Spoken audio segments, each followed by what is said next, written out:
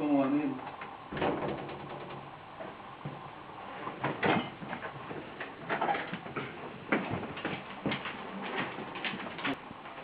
Alright, we spoke on the phone earlier. My pharmaceutical. Can I help you, folks?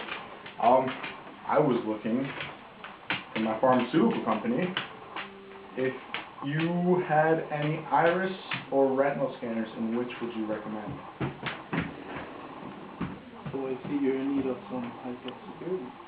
Yeah, I got a lot of sensitive biological and personal information stored.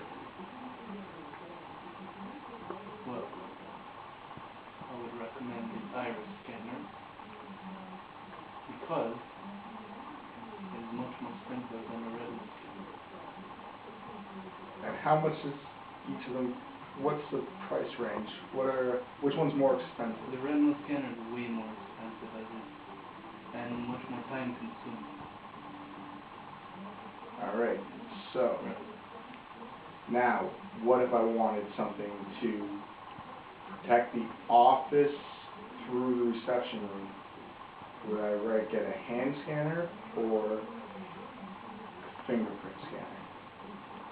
Since your business is a pharmaceutical, I would recommend a hand scanner. Alright, now, does a retinal or iris scanner cause any eye damage? No, it does not. The iris scanner is black and white photographic. Alright, well, what about any biometric security for computers? So, I'm looking for something for my computer security, not like firewall, but something to protect, like, is there anything like that? Yes, there's sort of technology called Keystroke, which just detects the movement the way you type. And is that very costly? No, not really. Many business and stuff have computers and keyboards already these days. Alright. It would be very simple. This sounds good. So I might have to give you a call later. That's your private number?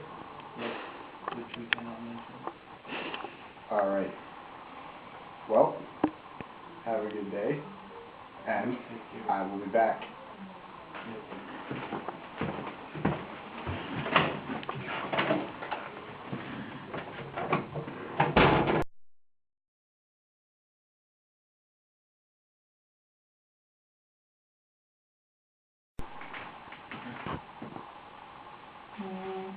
Door open.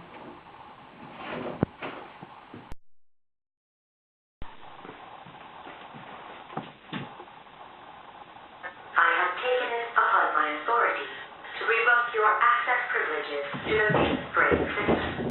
Alright, so the reason that Marlon can open the door when I can is because with the handprint technology, it recognizes the bone patterns in my hand itself. So Marlon's hand, the pressure of his hand, the pulse in his hand didn't match up. What if I cut your hand off? Also, if Marlon decided to try and cut my hand off, because I have no pulse in my hand and he'd be using a different pressure applied, it wouldn't really work that well. Damn it. The movies all show myths and not truth. So another type of biometric security would be the fingerprint scanner, which basically picks up all the details of the patterns on your finger. And as with the scenario before with the hand scanner, it basically play out the same. And if Chris cut my finger off, it would actually work. Most of the time. Yeah.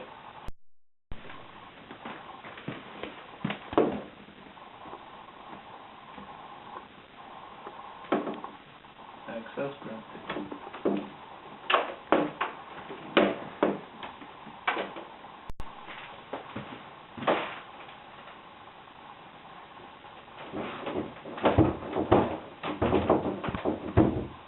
Access denied. Oh, I'm getting in there.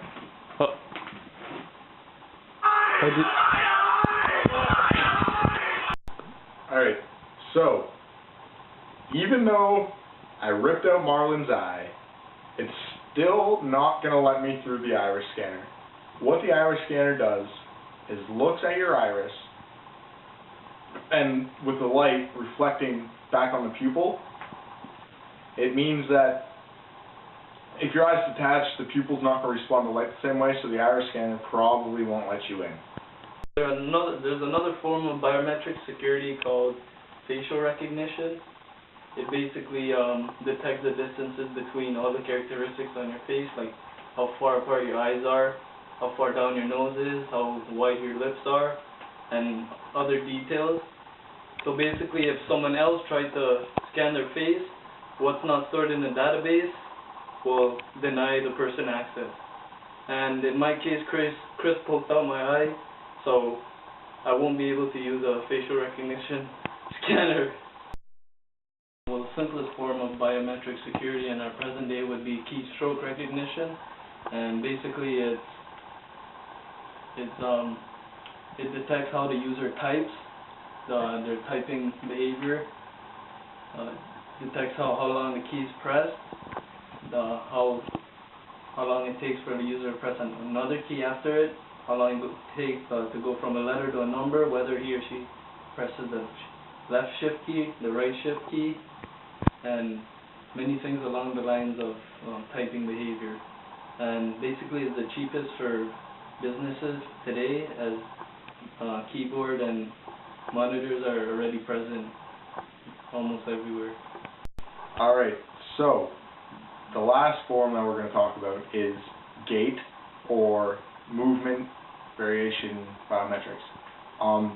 It's probably the most sensitive because it looks at the way you walk day or night from up to 500 meters away, and it looks at the way you move, the way your arms move, the way your legs move, and it's one of the most sensitive because if you're carrying something, you're going to be thrown off. If you're wearing heavy clothes for the winter, you're going to be thrown off. If you have an injury, it's going to be thrown off. So it's very, very specific towards being completely normal based on what they know.